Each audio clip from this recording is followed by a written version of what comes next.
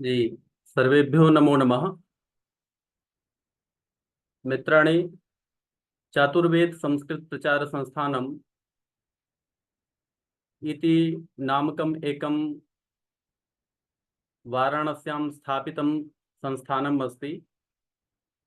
संस्थानद्वारा संस्कृतभाषायाः शास्त्राणां च प्रचार प्रसाराय निरन्तरं बहुविधानि कार्याणि भवन्ति। सम्प्रति तदाधारीकृत्य चातुर्वेद संस्कृत प्रचार संस्थानं बिहार प्रांत द्वारा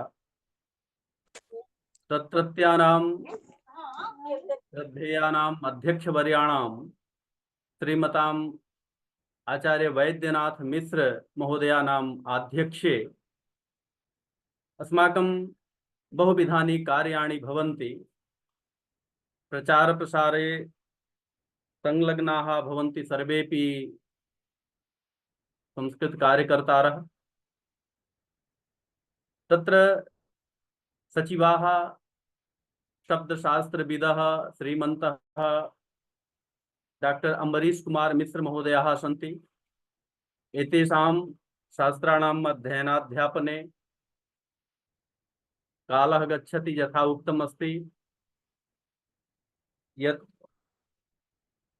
विद्या विनोदाय न तु विवादाय। अतः एते विनोदाय अपि शास्त्र संरक्षणाय प्रायेण शिक्षणं कुर्वन्ति, व्याकरणस्य अन्यस्य शास्त्रस्य च। तदाधारीकृत्य अस्माकं चिन्तनं जातं यत् कथं न प्रतिदिनम् एकहोरात्मकं या एकहोरात्मिका एका व्याकरणस्य कक्षा भवेत्। कदा भवेत्? तर्हि प्रातः सपादसप्तवादनतः 8वादनं यावत् इति समयः निर्धारितः। अद्य उद्घाटनकालः अस्ति। अध्यक्ष महोदयानाम् आध्यक्षे एतस्य उद्घाटनं भवेत्। भारतीय परंपरानुसारं वयं सर्वप्रथमं मङ्गलाचरणम् आचरामः। तदर्थम् अहं स्वकीयमेव आत्मजम् आयुष्मान् शुभकृत शुक्लं निवेदयामि, आकारयामि, वदामि मङ्गलाचरणाय। शुभकृत शुक्ल। सर्वेभ्यो नमो नमः।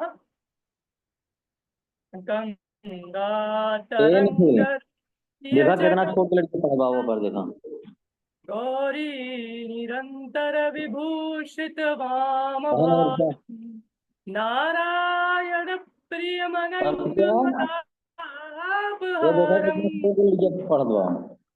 त्रिपुरपतिं विश्वनाथं यस्यांके च विभाति भूधर सुता देवापगा मस्तके भाले बाल विदुर्गले च गरलं यस्योरसि व्यालरा सोऽयं भूति विभूषणः सुरवरः सर्वाधिपा सर्वदा सर्वः सर्वगतः शिवः शशिनिभः श्रीशङ्करः पातु माम्, श्रीशङ्करः पातु नः। धन्यवाद। साधुवाद साधुवाद। मंगलाचरणं संपन्नम्। अतः परम् अत्र वस्तुतः व्याकरणस्य कक्षा। व्याकरणं नाम मुखम्। वेदपुरुषस्य षडङ्गानि कथितानि सन्ति शास्त्रेषु। तेषु अंगेषु व्याकरणं मुखम्। कथम अस्माकं शरीरे स्थितं मुखं प्राधान्यं भजते, कथं प्रधानम् अस्ति इति प्रायेण वयं सर्वे जानीमः। मुखस्य किं प्राधान्यं? यथा शरीरे मुखस्य प्राधान्यं वर्तते तथैव शास्त्रेषु व्याकरणस्य प्राधान्यम्। अतः व्याकरणे यदि अस्माकं कदाचित् गतिः भवति चेत् सर्वेषु शास्त्रेषु अध्ययने, अध्यापने, शोधकर्मणि च रुचिः भवति, प्रवृत्तिः भवति। अतः सर्वप्रथमं वयं कथं व्याकरणं सरलतया आधुनिकरीत्या च पठामः, कथं जानीयामः इति विचिन्त्य एषा लघुसिद्धान्त कौमुदी नाम्नी स्वाध्याय श्रृंखला आरब्धा अस्ति।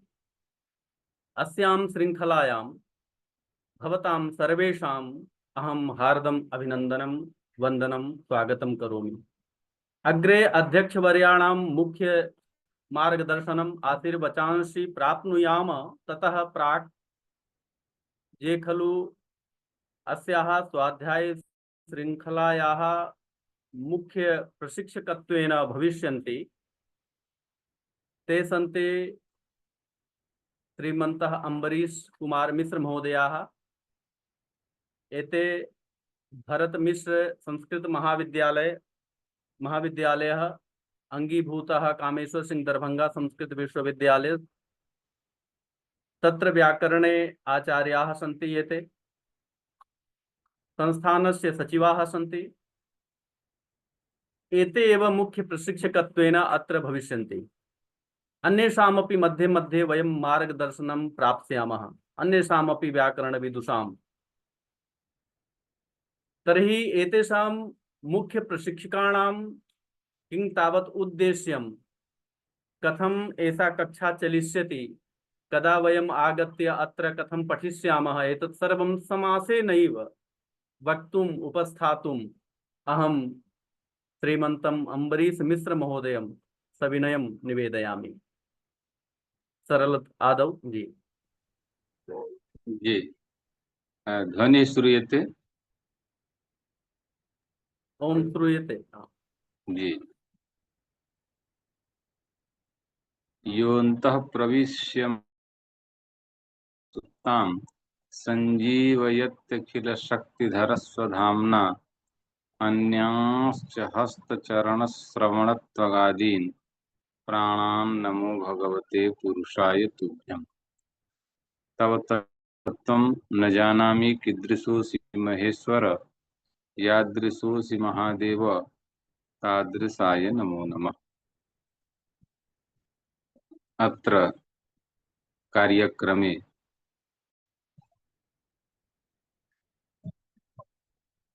उपमञ्चं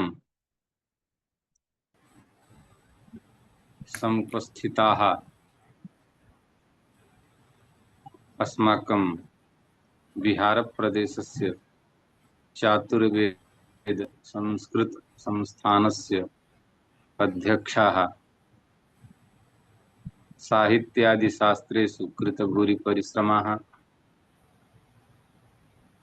सरलहृदयाः, विदितवेदितव्याः आचार्याः प्रोफेसर वैद्यनाथ मिश्र महाभागाः,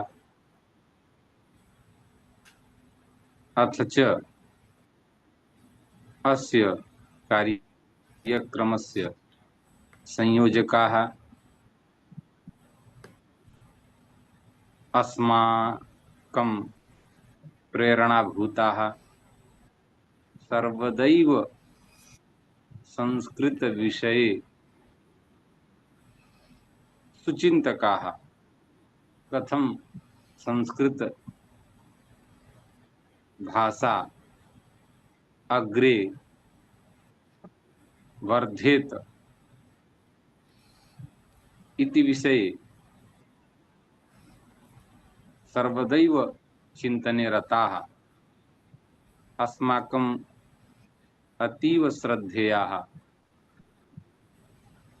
चातुर्वेद संस्कृत संस्थानस्य संस्थापकाः आचार्याः डॉक्टर चंद्रकांत दत्त शुक्ल महाभागाः, अन्ये समुपस्थिताः समेपि अन्तेवासिनः। कार्यक्रमस्य समारंभे मंगलाचरणं संपाद्य कार्यक्रम निर्विघ्न कर्ता शुक्ल महाभागाः किम नाम एतेषां वर्तते किम शुक्ल अग्रजाः शुभकृत सुकृत शुभकृत शुभकृत नाम स्वकृत संवत्सरः सुकृत सुकृत सुकृतः एव शुभकृतः। हाँ सुकृत एवं तो शुक्ल जी अन्य समय श्रोतृबान्धवाः अहं मन्ये हिंदी भाषया उद्बोधयामि अथवा संस्कृतेन किम् अत्र समुपस्थिताः सर्वे अवगच्छन्ति हिंदी संस्कृत। बोलो। हाँ। अच्छा एवं अभी हम लोगों की संख्या 15 हो गई है तो ठीक आप सभी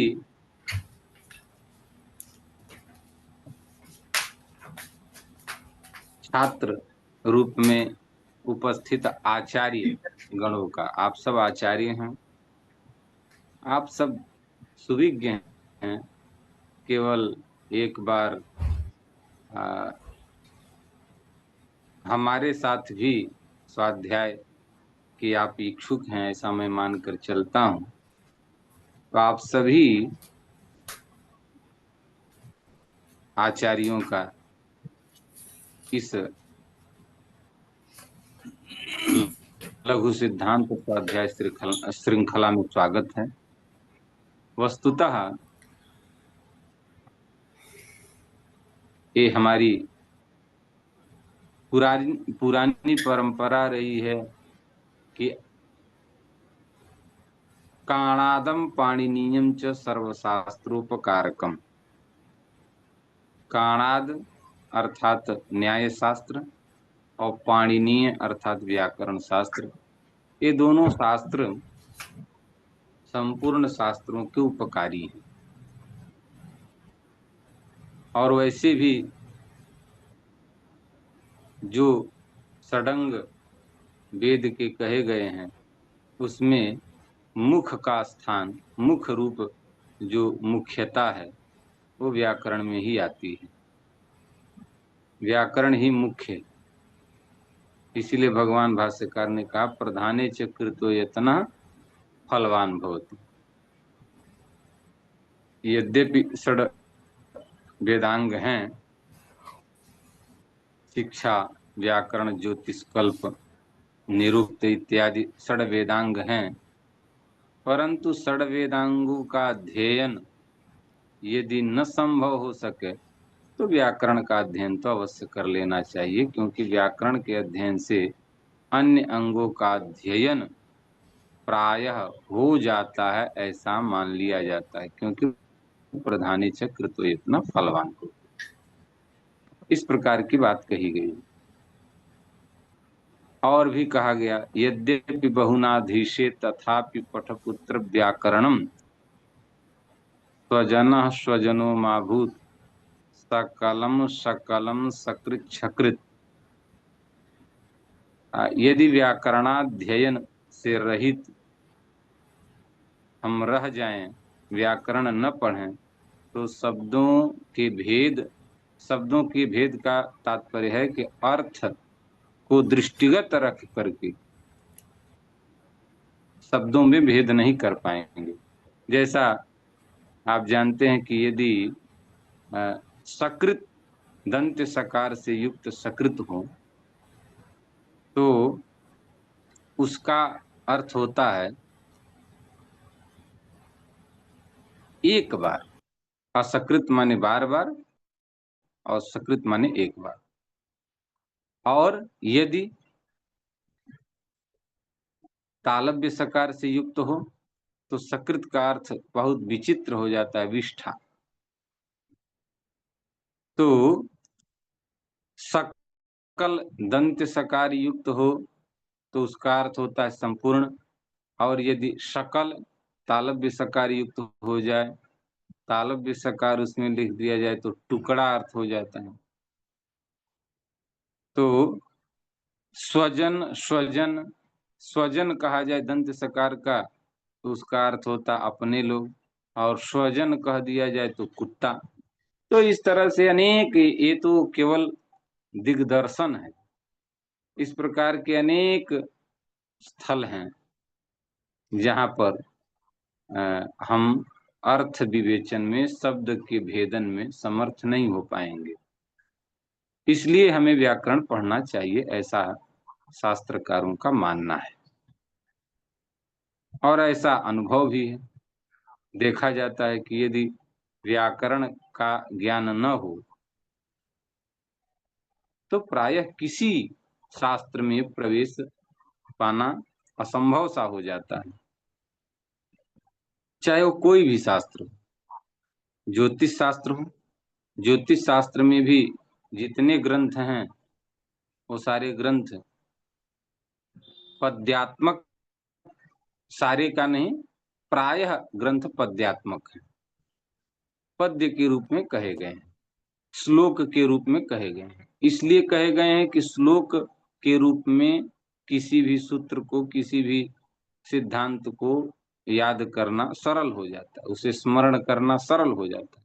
इसलिए हमारी पुरानी पद्धति रही है कि हमारे आचार्य अपनी बातों को श्लोकबद्ध करके कहा करते थे। अब श्लोकबद्ध करके कहते थे तो उस श्लोक का अर्थ लगाने के लिए, विभक्तियों के ज्ञान के लिए हमें व्याकरण के ही शरण में आना पड़ेगा। तो ज्योतिष हो, साहित्य शास्त्र हो, साहित्य शास्त्र तो और भी व्याकरण की अपेक्षा करता है। इसके साथ साथ न्याय शास्त्र हो, उसमें भी मंगलाचरण या अन्य कोई भी पदार्थ के विषय में यदि चर्चा होगी तो उसमें भी व्याकरण की माने श्लोकों का व्याख्यान करना हो, अथवा उसमें आए हुए पदार्थों का व्याख्यान करना हो, तो उसमें भी आपको व्याकरण की आवश्यकता होगी। अन्य अन्य जगहों पर जहां आप देखेंगे, जब हमने कह दिया कि ज्योतिष और वेद, वेद के तो अंग ही हैं, इन सब जगहों पर आपको व्याकरण की आवश्यकता होगी। इसीलिए जब हमारी पद्धति, हमारा अध्ययन आरंभ से संस्कृत में होता है, तो प्रथमा जो 6, 7, 8 प्रथमा के रूप में पढ़ाया जाता है, उसमें सर्वप्रथम व्याकरण का ग्रंथ लघु सिद्धांत कौमुदी को पढ़ाया जाता है, और उसी के साथ साथ न्याय शास्त्र का जो प्रारंभिक ग्रंथ है तर्क संग्रह, उसको पढ़ाया जाता है। तो इस तरह से जो आरंभिक ग्रंथ हैं उनको पढ़ाए जाते हैं। तो ऐसा देखा गया, प्रायः मैं अभी सिद्धांत कौमुदी या प्रौढ़ मनोरमा, सिद्धांत कौमुदी के 2 पाठ, तद्धित और प्रथम भाग, मैंने द्वितीय भाग, प्रथम भाग, प्रौढ़ मनोरमा इत्यादि का पाठ में पढ़ाता हूँ, निरंतर वो पाठ में है, परंतु उससे लाभान्वित होने वाले कम लोग हैं, क्योंकि वो व्याकरण का जो छात्र होगा उसी के लिए वो उपयोगी है। बहुत लोगों की इच्छा थी और बहुत लोगों का आग्रह था कि एक लघु सिद्धांत कौमुदी का भी पाठ चलाया जाए। काफी दिनों से मेरे भी मन में एक विचार था कि एक बार क्यों ना आद्योपांत लघु सिद्धांत कौमुदी का पाठ किया जाए। विचार को वास्तविक रूप देने के लिए काफी दिन हो गए, काफी दिन लग गए, और फिर मेरा इस संदर्भ में जो विचार हुआ था उसका प्रकटन, उसका उद्घाटन हमने अग्रज वर्य डॉक्टर चंद्रकांत दत्त शुक्ल जी के सामने प्रस्तुत किया। अग्रज वर्य ने सहर्ष स्वीकार किया और उन्होंने कहा कि आप मुझसे क्या अपेक्षा रखते हैं। हमने कहा कि बस आपसे निवेदन और अपेक्षा यही है कि आप इसमें संयोजक की भूमिका में रहें और इस कार्यक्रम का संयोजन आपके द्वारा किया जाए और आपके द्वारा लोगों को अभिप्रेरित किया जाए, क्योंकि आप भी कुछ अंशों को लेकर के हमेशा ही पढ़ाते रहते हैं। कभी आपका लघु सिद्धांत कौमुदी का संधि संध्यंत आपने पढ़ाया, कभी समासांत माने समास भाग को, तो इस तरह से संधि भाग को आपने कभी पढ़ाया, समास भाग को आपने कभी पढ़ाया, कभी सुबंत को। इस तरह से खंडशः आपने कई बार इनका अध्ययन कराया है। तो आपसे एक हमें प्रेरणा भी मिलेगी कि आखिर सरल विधि से किस तरह का अध्ययन कराया जा सकता है। तो यही सब आपसे अपेक्षा है। उन्होंने कहा ठीक है, आप इस कार्य को आरंभ करिए और हर संभव आपकी सहायता मेरे द्वारा की जाएगी। तो इस तरह से इनका भी आशीर्वाद प्राप्त हुआ और हमारे जो अध्यक्ष महोदय गुरुवर्य प्रोफेसर वैद्यनाथ मिश्र जी हैं, ये तो न जाने शास्त्र में कितनी इनकी श्रद्धा है, न जाने शास्त्र में कितनी निष्ठा है कि इनके सामने कोई भी संस्कृत की बात आ जाए, शास्त्र की बात आ जाए, संस्कृति की बात आ जाए, तो ये हर अवस्था में और हर रूप में खड़े हो जाते हैं, सहायता के लिए तैयार हो जाते हैं। हम लोग तो इनका अत्यंत भौतिक सानिध्य भी प्राप्त करते हैं और अन्य जो ऑनलाइन के माध्यम से होने वाले कार्यक्रम में भी इनका सानिध्य प्राप्त करते हैं। मैं जहां अभी हूं, बिहार के इस छपरा महानगर में, इस महानगर में आपकी सेवा बहुत लंबे काल से चल रही है और दुर्भाग्य हम लोगों का है कि आप अब आसन्न काल में ही सेवानिवृत्त हो जाएंगे। हम लोग बार-बार इस बात को लेकर के चिंतित होते हैं कि गुरुदेव आप सेवानिवृत्ति के बाद भी यहाँ रहिएगा। आप हम लोगों के लिए संबल हैं। हम लोगों आपके रहने पर ऐसा लगता है कि कोई अभिभावक हमारे सामने खड़ा है और जब मैं विपत्तियों में आऊँगा तो मेरा कोई अभिभावक, मुझे चाहने वाला, मुझे संरक्षण देने वाला, मुझे पालन-पोषण करने वाला, मेरा उत्साहवर्धन करने वाला कोई मेरे सामने खड़ा है। आपके उपस्थिति में हम लोग बहुत अपने आप को बली महसूस करते हैं, बलवान मानते हैं। तो इस तरह से और इस छपरा में कहीं भी आप यदि संस्कृत की बात आए और वहाँ किसी 2-4 नाम को लिया जा रहा हो, तो उसमें सर्वप्रथम अग्रगण्य अग्रगणना प्रोफेसर वैद्यनाथ मिश्र जी की होती है। तो ऐसे जो हमारे अध्यक्ष जी हैं, इनका भी आशीर्वाद प्राप्त हुआ। इन्होंने भी कहा कि हाँ, इस कार्य को किया जाए। तो ऐसे तमाम लोगों के आशीर्वाद से मैं संपन्न होकर के इस इस कार्य में प्रवृत्त हुआ। अब कार्य में प्रवृत्ति तो हो गई है, भगवत कृपा से कार्य का आरंभ हम लोग कर लेंगे। लेकिन अब इसमें ये है कि भगवान से प्रार्थना है और आप लोगों से निवेदन है कि इसका अधिक से अधिक लाभ हम आप ले सकें, क्योंकि कोई भी वस्तु यदि अपनी सार्थकता को प्राप्त होती है, कोई वस्तु यदि सार्थक हो जाती है, तो उस वस्तु का संरक्षण या वस्तु को प्रदान करने वाला व्यक्ति बहुत प्रसन्न होता है कि मेरी दी हुई ख्याति, मेरी दी हुई इस वस्तु का बहुत लोगों ने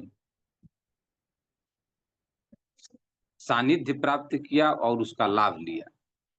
तो इसलिए अ, हमें, हम सभी को, जितने लोग हम जुड़े हैं और अन्य भी, हम सभी को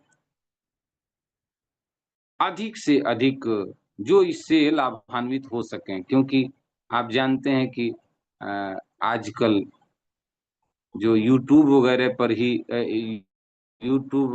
भी जो पढ़ाए गए लघु सिद्धांत इत्यादि के पाठ होते हैं, उनके लिए उन पाठों को भी पढ़ने के लिए यदि वो करना होता है तो खरीदने के लिए हमें पैसे लगाने होते हैं। तो इसलिए जो उसको लेने में सक्षम नहीं है, जो ऐसे लोग हैं, वो भी इसमें पढ़ सकें, इससे लाभ ले सकें, इसके लिए आप लोग अवश्य ही अपने अपने से जुड़े हुए संस्कृत जगत के लोगों को एक बार विदित कराएं, एक बार बताएं कि लघु सिद्धांत कौमुदी का पाठ आरंभ किया जा रहा है। तो अधिक से अधिक लोग जब जुड़ेंगे तो हम लोग इसका अधिक से अधिक लाभ ले सकेंगे और ये सबके लिए उपयोगी है। इसी दृष्टि से ये व्याकरण के छात्रों के लिए नहीं, अपितु अन्यान्य जो अन्य विषय के छात्र हैं उन्हीं के लिए विशेष करके इस योजना का आरंभ किया गया है। तो आप सभी लोग इससे लाभान्वित हों और हम लोगों का जो उद्देश्य है वो पूरा हो। इन्हीं शुभ कामनाओं के साथ मैं सभी वरेण्यों को प्रणाम करते हुए अपनी वाणी को विराम देता हूँ। बहुत बहुत धन्यवाद अम्बरीश जी। हमारे बीच में जुड़े समस्त जिज्ञासु, जो व्याकरण को मैं छात्र शब्द इसलिए नहीं प्रयोग कर रहा हूँ, यह केवल छात्रों के लिए नहीं है, जो पढ़ रहे हैं छात्र हैं या नहीं हैं, जिज्ञासा जिनकी है, किसी कारणवश वे अध्ययन काल में नहीं सीखे लेकिन अब चाह रहे हैं कि हम व्याकरण को ससमय सीख लें। बहुत लोग ऐसे होते हैं, हमारी भी आज इच्छा होती है कि कुछ अन्य विषयों का ज्ञान कर लें, कभी लिपि विज्ञान के विषय में, कभी जो है अन्य भाषाओं के विषय में। तो संस्कृत की चूंकि व्याकरण रीढ़ है संस्कृत भाषा के लिए या शास्त्रों के लिए, तो एक एक घंटे का भी हम लोग समय अगर प्रतिदिन लगाएंगे और समझ कर आगे बढ़ते रहेंगे, जितनी तेजी से आप उत्तर देंगे, आप तैयारी करेंगे, उतनी तेजी से हम लोग अभ्यास आगे करते रहेंगे। इसलिए इसका नाम स्वाध्याय श्रृंखला है कि हमें स्वाध्याय करना है। आप भी अगर इसमें किसी दिन आपको लगता है कि हम किसी चीज को हमारी इस सूत्र के प्रति, इस विषय के प्रति हमारी अपनी व्यक्तिगत कोई सोच है, समझ है, पकड़ है, तो आप उसको भी रख सकते हैं उस चीज में। इसीलिए इसका नाम स्वाध्याय श्रृंखला रखा गया है। और स्वाध्यायान मा प्रमद, हम स्वाध्याय में प्रमाद ना करें, ये हम सबका महामंत्र है। इसीलिए इस व्हाट्सएप समूह का नाम भी स्वाध्यायान मा प्रमद है। उसमें पहले से ही 100 लोग जुड़े हुए हैं लगभग, चूंकि वह नेट की तैयारी के लिए ग्रुप बनाया गया था। तो ग्रुप अधिक ना होते रहें, इसलिए इस कार्य के लिए भी उसी ग्रुप का प्रयोग किया जाएगा। आप लोग उसमें जुड़ जाएंगे तो समय समय पे जो भी इससे संबंधित जानकारी रहेगी उसमें दी जाएगी, सूचना दी जाएगी। और हम लोग बोझ के रूप में नहीं, हम लोग मनोरंजन के रूप में सीखेंगे। हम लोग एक अपनी रुचि कैसे हमारी इसमें उत्पन्न हो, जब तक ना आए आप उस चीज को प्रश्न कर सकते हैं।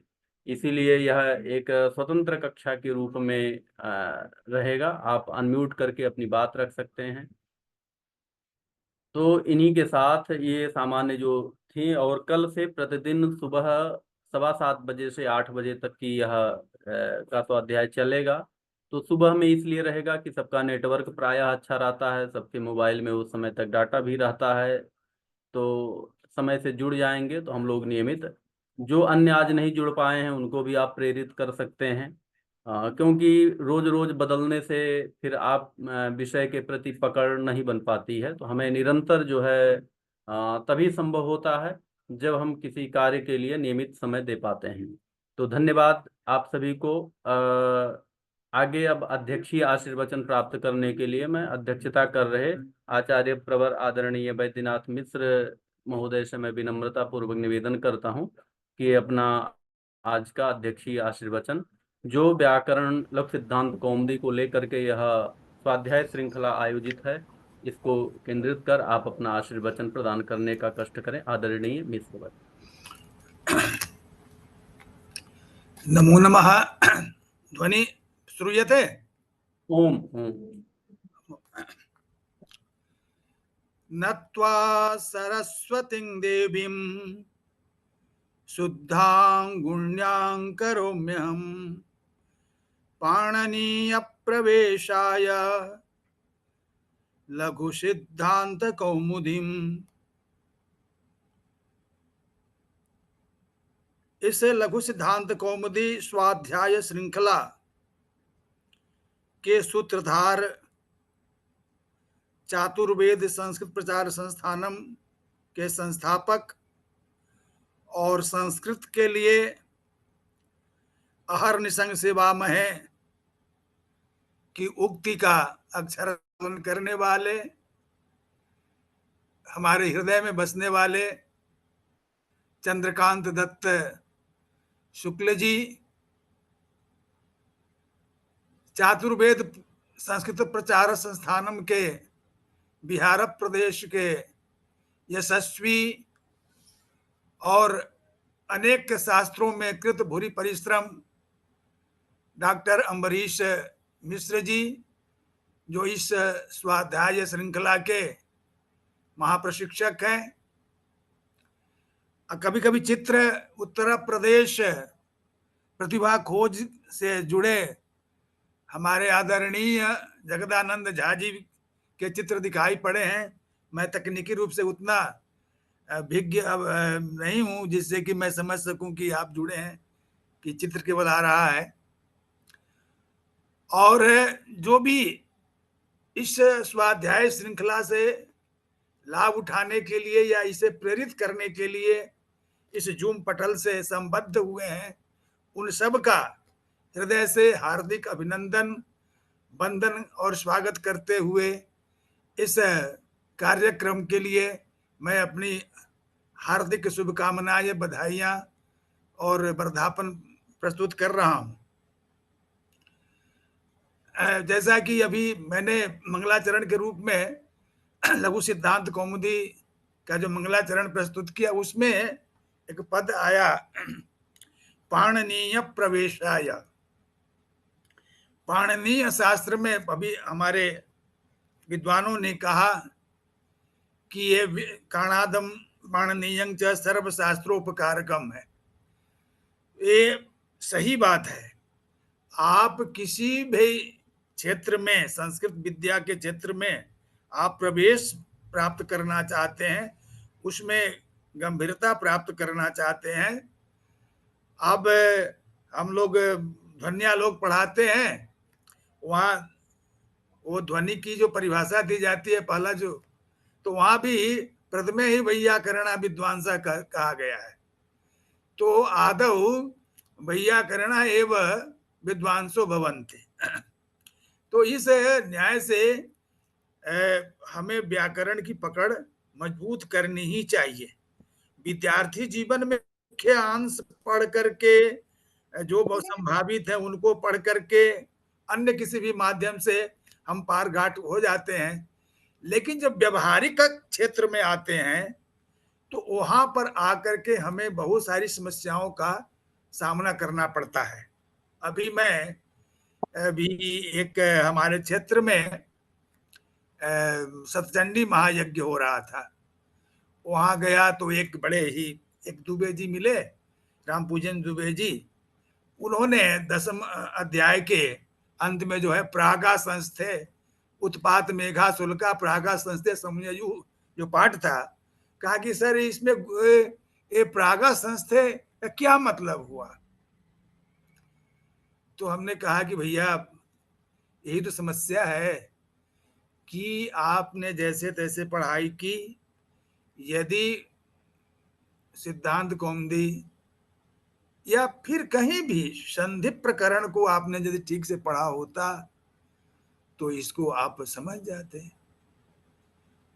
आप वहां पर उदाहरण से ही बताया कि चक्रिंत्रायस्व है, चक्र तो देखते हैं, वो उदाहरण आता है तो नच्छब्य प्रशांत बला नियम है, ये सब देखते तो आपकी समस्या नहीं आती। तो ऐसी कई जगहें आती हैं, कई ऐसी स्थितियां आती हैं जहां पर एक सुबोध व्यक्ति भी अटकने लगते हैं, भटकने लगते हैं। तो व्याकरण के सम्यक ज्ञान से एक कोई भी संस्कृतार्थी है, संस्कृत सेवक है, वो बहुत लाभ उठा सकता है। अब हम प्रयास करेंगे हम सभी मिल करके कि हमारी जो श्रृंखला चलेगी तो हमारी जो अध्यापन प्रणाली होगी, हमारी जो अध्यापन शैली होगी, चूंकि जुड़ने वाले में कोई बहुत ही तीव्र बुद्धि के होंगे, कोई मध्यम बुद्धि के होंगे, कुछ अल्प बुद्धि के होंगे जिन्होंने कभी लघु सिद्धांत कौमुदी पढ़ी ही नहीं होगी। तो हम सभी ऐसे लघु सिद्धांत कौमुदी के इस स्वाध्याय में आने वाले बंधुओं से यह मैंने आग्रह करना चाहूँगा, निवेदन करना चाहूँगा कि उनके पास लघु सिद्धांत कौमुदी की पुस्तक अवश्य हो, क्योंकि पुस्तकी भवति पंडितः। आपके पास जब पुस्तक होगी तो उसमें आप स्वाध्याय करते रहेंगे तो आपकी जो समस्या आएगी, जैसा कि अपने शुक्ल जी ने कहा, उसे हम लोग प्रश्न कर सकते हैं, जिज्ञासा कर सकते हैं। और ये सारा प्रयास जो है हमारे जो संस्कृत को सुरक्षित करके इस भारतवर्ष को फिर परम वैभव के सिंहासन पर बैठाने के लिए कटिबद्ध हैं, उनके लिए हैं। और अगले आने वाला जो हमारा जो समय है वो संस्कृत का होने वाला है।